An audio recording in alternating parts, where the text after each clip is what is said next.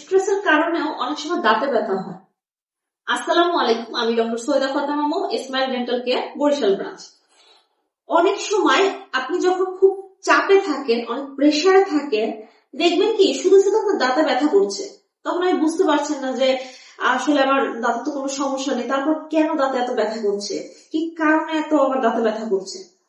আমরা যখন স্ট্রেসে থাকি তখন বডিতে কর্টিসল হরমোনটা রিলিজ হয়। কর্টিসল হরমোনের পরিমাণটা বেড়ে যায়।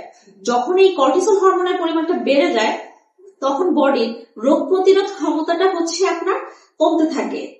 আমরা সকলেই জানি যে আমাদের মুখে ব্যাকটেরিয়া সব থেকে বেশি, মুখে ব্যাকটেরিয়ার গ্রোথটা খুব দ্রুত হয়। এই কারণে যখন আমরা স্ট্রেসে থাকি তখন দাঁতের যে ব্যাকটেরিয়া গুলো সেগুলো গ্রো করে এবং সেগুলো দাঁতগুলোকে ক্ষয় করে।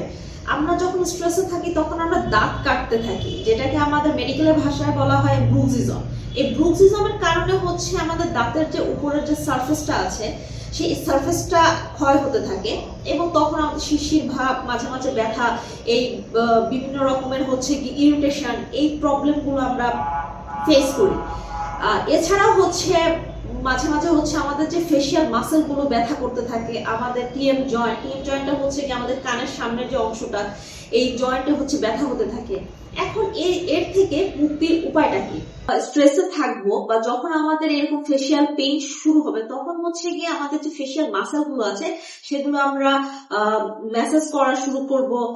তাছাড়া আমরা ইয়োগা বা ওয়ার্কআউট এগুলো করা শুরু করবো। তাতে যেটা হবে, আমাদের টেনশন বা স্ট্রেসটা কিছুটা হলেও রিলিজ হবে এবং কর্টিসল হরমোনের ডিক্রিজ হতে থাকবে। আশা করি প্রেসারের কারণে বা টেনশনের কারণে অথবা স্ট্রেসের কারণে কিভাবে ডেন্টাল পেইন শুরু হতে পারে আর সেই শুরু হলে কিভাবে সেটা রিলিফ পেতে পারে সে সম্পর্কে কিছু হলেও ধারণা দিতে পেরেছি। আজ এই পর্যন্তই। ভালো থাকবেন, সুস্থ থাকবেন। আল্লাহ হাফেজ।